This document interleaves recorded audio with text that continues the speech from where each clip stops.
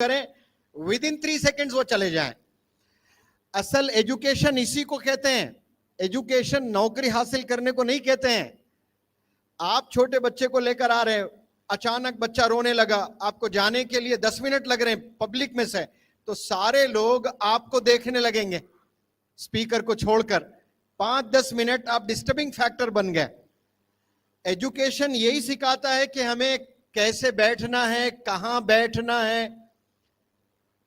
ये सारे बहुत से रूल्स होते हैं, वो चीज इंसान हासिल करता है। आदम अलैहिस्सलाम इस दुनिया में सबसे पहले आए हैं, तशरीफ ले आए हैं।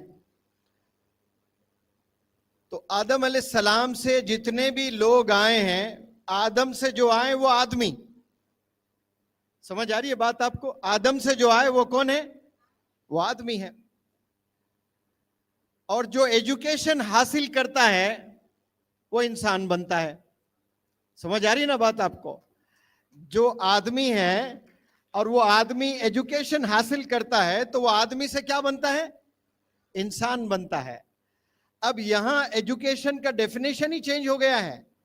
एजुकेशन को समझते हैं कि आईएएस ऑफिसर बने तो वो एजुकेटेड है, आईपीएस ऑफिसर बने तो एजुकेटेड है, डॉक्टर इंजीनियर बने एजुकेटेड है, एडवोकेट मजिस्ट्रेट बने एजुकेटेड है। नहीं, ये अचीवमेंट्स है, आपने मेहनत करके वो हासिल किया है चीज। असल जो एजुकेशन का मकसद है वो इंसान बनना, हमदर्द बनना, सच्चा बनना, सखी बनना, मदद करने वाला बनना, इंसान दूसरों के दर्द को समझने वाला बनना, आसपास में जो लोग हैं उनकी मदद करने वाला बनना। आपके जो नीबर्स हैं, आपके राइट साइड में 2-4 घर होंगे, लेफ्ट साइड में 2-4 घर होंगे, आगे कुछ घर होंगे, पीछे कुछ घर होंगे, वो घरों को भी आपने मदद करना। अगर अल्लाह ने आपको कुछ दौलत से या इल्म से नवाजा है तो आपने इल्म से मदद करना। दौलत से अल्लाह ने नवाजा है तो दौलत से मदद करना। इसे कहते हैं इंसान, इसे कहते हैं मुसलमान। अब जो मदद करते हैं, हमारे रिलीजन इस्लाम में ये कहा गया, आप 5 वक्त नमाज पढ़ें, रोजा रखें, हज पर जाएं, ज़कात दें, लेकिन आपका नीबर आपसे खुश नहीं है तो फिर आप सच्चे मुसलमान नहीं हैं। नीबर कोई भी हो सकता, हिंदू भी हो सकता है, क्रिश्चियन भी हो सकता है, सिख हो सकता है, और वो आपसे नाखुश है तो फिर आप सच्चे मुसलमान नहीं हुए। क्यों? क्योंकि प्रॉफिट मोहम्मद सल्लल्लाहु अलैहि वसल्लम के सारे टीचिंग्स आपके सीने में हैं। वो इतने प्यारे टीचिंग्स आपके सीने में हैं और आपका नीबर आपसे नाराज है, नाखुश है, इसका मतलब वो टीचिंग्स पर आप अमल नहीं कर रहे हैं, तो फिर आप कहां सच्चे मुसलमान हुए? आज से डिसाइड कर ले, आपके घर के इर्द गिर्द जो भी रह रहे हैं, और नीबर सिर्फ घरों के आसपास में रहने वाले को नीबर नहीं बोलते हैं। आप बस में बैठकर जा रहे हैं, आपके बराबर में जो बंदा बैठा हुआ वो नीबर है। 4 घंटे का सफर है, 8 घंटे का सफर है, 12 घंटे का सफर है, 24 घंटे का सफर है, यहां से कोई आसाम जाना है तो 3 दिन लगेंगे ट्रेन से, तो 48 आवर्स आपको बैठकर जाना। तो आपके बराबर में जो बंदा है वो कोई भी मजहब का हो सकता है, वो 3 दिन आपसे खुश रहना चाहिए, तब जाकर आप सच्चे मुसलमान हुए।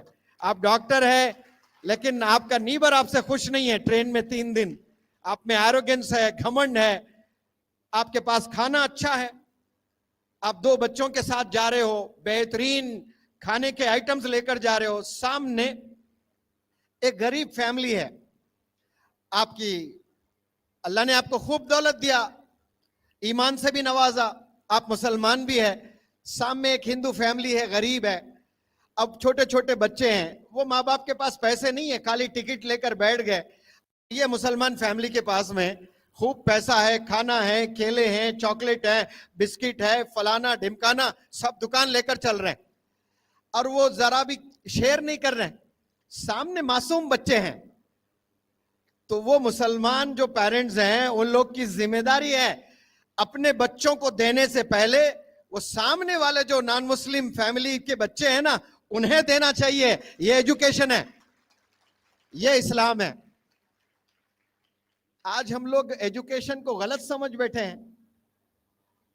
अगर ऐसा हम करने लगे तो फिर इंशाअल्लाह भारत पूरे दुनिया का मशहूर देश हो जाएगा इंशाअल्लाह। हिंदू लोग मुसलमानों की रेस्पेक्ट करें, मुसलमान लोग हिंदुओं की रेस्पेक्ट करें, तो आसमान में बहुत से तारे हैं ना, वो जितने तारे हैं वो सारे दूसरे कंट्रीज है। वो अमेरिका है, वो ऑस्ट्रेलिया है, वो जापान है, वो न्यूजीलैंड है, वो श्रीलंका है, वो बांग्लादेश है, वो पाकिस्तान है। चांद एक ही रहता है, वो चांद भारत है।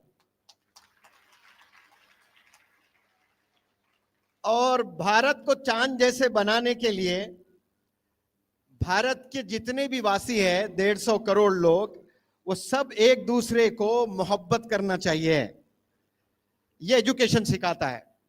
लेकिन आज हमारे दिलों में नफरत है, और नफरत को किससे खत्म किया जा सकता है? मोहब्बत से ही किया जा सकता है। तो यहां इस हॉल में माशाल्लाह छोटे से गांव में इतने लोग आएंगे, मुझे यकीन नहीं था। डॉक्टर साहब बता रहे थे कि बहुत कम लोग आ सकते हैं। वैसे मैं बहुत चूजी हूं।